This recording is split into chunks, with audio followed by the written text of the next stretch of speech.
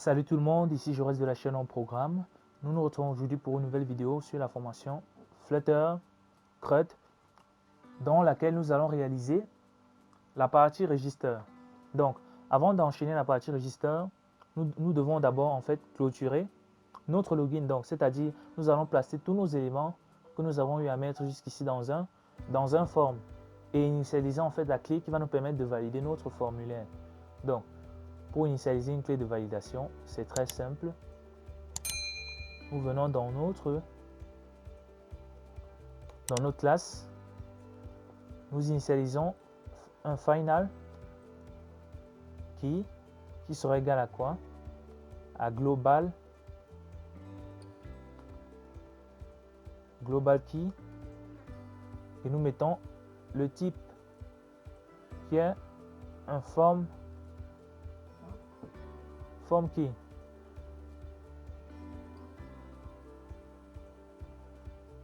Form state, pardon, qui est de type form state. Après cela, nous coupons évidemment tous ceux qui se trouvent dans le colonne, car c'est lui qui contient en fait. Donc je copie tout ce qui se trouve dans le colonne et je mets un widget form avant. Dans le widget form, je mets un chill, 2 points, et je colle nos différents éléments. C'est forme. Voilà. Ensuite, je mets la clé que j'ai initialisée en fait. Donc je mets ma clé. Donc nous allons effectuer des petits tests avec notre bouton. Donc sur le register, nous allons mettre revenons dans notre custom text field. Donc nous allons initialiser en fait une valeur de message par défaut. Donc nous allons modifier cela. Donc veuillez spécifier ce champ. Donc veuillez spécifier ce champ. Si je sauvegarde, ou on met tout simplement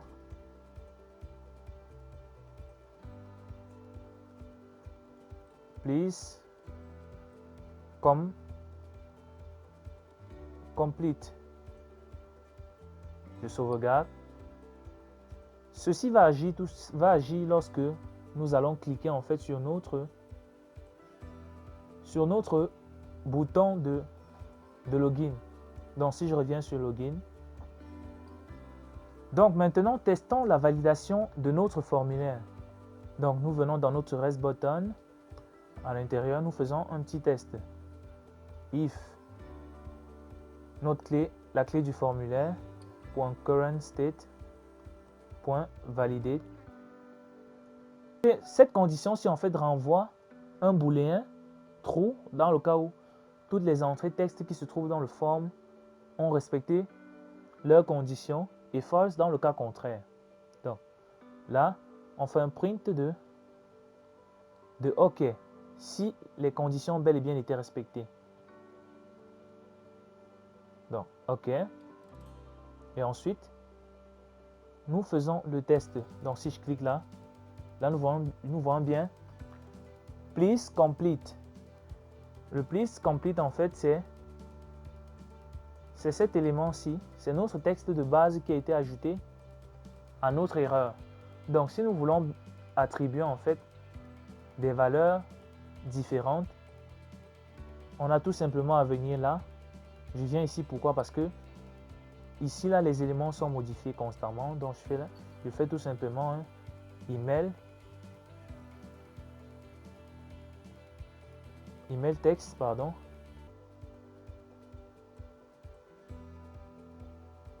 Donc à email text.error, j'affecte tout simplement enter email et je sauvegarde. Et là, je fais un enter password. Donc avec cela maintenant, chaque élément en fait est unique. Donc si je reclique, là on a enter password, là on a enter. Donc voilà ce que j'ai fait. Ah, je vois. Donc là j'allais mettre pass à ce niveau. Donc je sauvegarde. Si je reclique à nouveau, là on a enter email, enter pass. Donc si j'entre l'email, si j'entre le mot de passe et que je valide, là nous voyons bel et bien que l'erreur a disparu et on nous a affiché là OK pour nous signaler que le formulaire a bel et bien été validé. Donc le formulaire a été validé. Maintenant, nous sommes censés récupérer la valeur qui a été validée en fait, value. Donc nous allons maintenant effectuer la fonction, la méthode en fait getValue de notre classe custom textfield. Donc value est de type string, string get value et nous allons faire un return de value. Donc nous sauvegardons et nous allons vérifier si bel et bien au clic notre text from field va récupérer bel et bien notre valeur. Donc nous faisons un print de email text point value. Nous faisons un print et dans ce champ nous mettons un truc de plus clair, bonjour, et nous cliquons sur valider. Nous voyons bel et bien que notre bonjour a bel et bien été récupéré. Donc je pense que nous avons fait le nécessaire sur notre classe custom. Nous allons maintenant faire une réplique de notre classe login sur register. Donc je fais CTRL A, CTRL C, je viens sur register, je colle. Register, lui, va récupérer un nom d'utilisateur, une adresse email, un mot de passe et une confirmation du mot de passe. Donc là je fais un passe texte et je fais j'ai instancié un autre objet du même type que password. Donc je copie ça, CTRL C, CTRL V. Au lieu de passe test, on va appeler confirme pass. Confirme pass test. Je viens là, je duplique, je copie ça, CTRL C, CTRL V, on va l'appeler confirme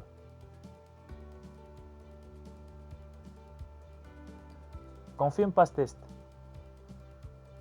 Donc maintenant, vu que le login, on va faire un basculement entre le login ou le register, je peux utiliser des navigators, mais on ne va pas s'embêter avec cela. Donc ce que nous allons faire, c'est quoi? C'est utiliser juste une variable booléenne qui va nous permettre de basculer sur le login et le register. Donc sur ma fonction login, elle va prendre en paramètre une fonction en fait. Donc cette fonction là sera visible dans son constructeur.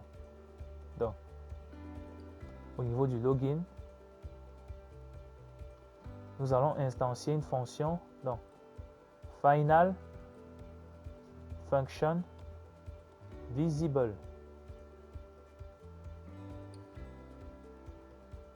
Maintenant, on met cette fonction dans le constructeur login 10.visible. Donc, oui, notre login 10.visible. Ensuite, nous allons maintenant dans notre home page. C'est dans ce home page en fait que nous allons faire le basculement. Donc, nous allons initialiser notre variable is, donc bool visible égale à false. Donc bool visible égale à false et je crée une fonction que je vais appeler toggle. Donc cette fonction va me permettre de basculer Donc, toggle.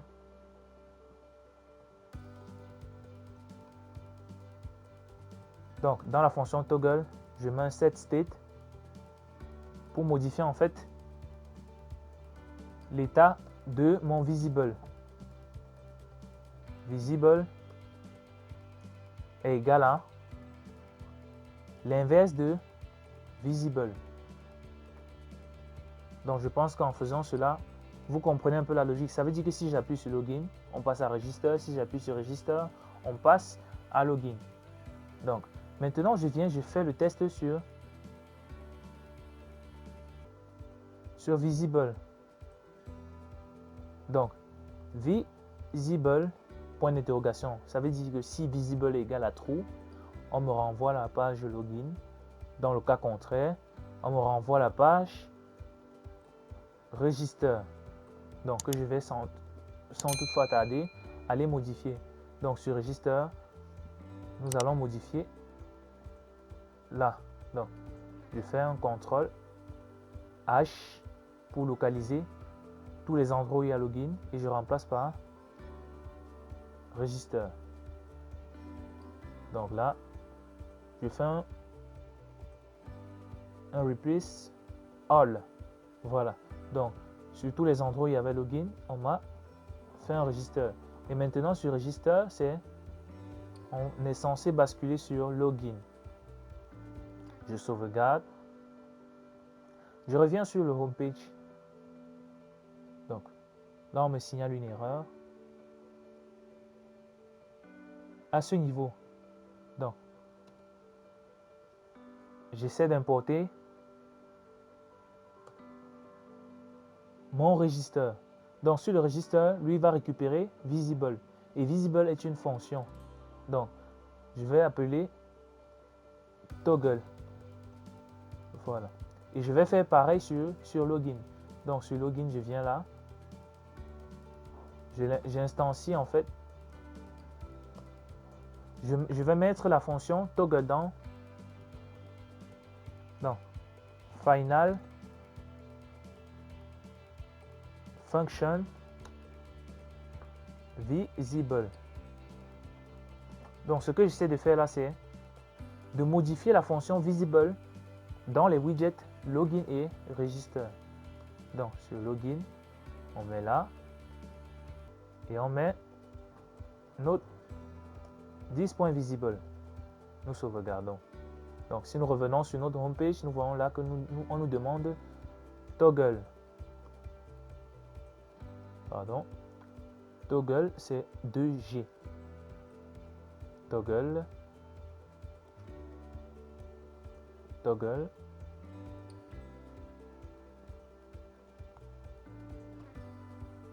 Donc, notre classe est opérationnelle. Là, nous voyons que nous sommes sur la partie register. Mais nous ne pouvons pas encore basculer sur le login.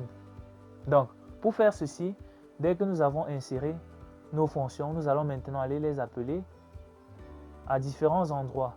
Donc, déjà là, sur avez-vous un compte, à ce niveau, nous appelons tout simplement le widget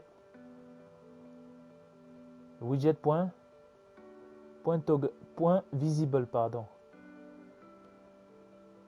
Donc, nous appelons widget.visible. Nous allons faire pareil sur register. Nous appelons widget.visible. Nous mettons notre virgule et nous sauvegardons. Donc, si je clique sur login, là nous basculons sur login. Si je clique sur register, là nous basculons sur register. Donc, notre système de basculement est déjà opérationnel. Maintenant, ce qu'il y a lieu de faire, c'est de prendre en compte maintenant la partie confirm password. Donc, je vais aller de ce pas modifier cette option là. Donc, au lieu de password, on fait un confirm password. Placeholder, il reste pareil. Nous actualisons.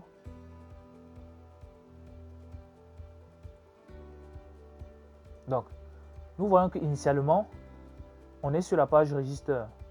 Tout ceci parce que dans notre homepage, nous avons dit que lorsqu'on est à True, c'est Login. Donc, initialement, on met notre variable visible à True et nous sauvegardons.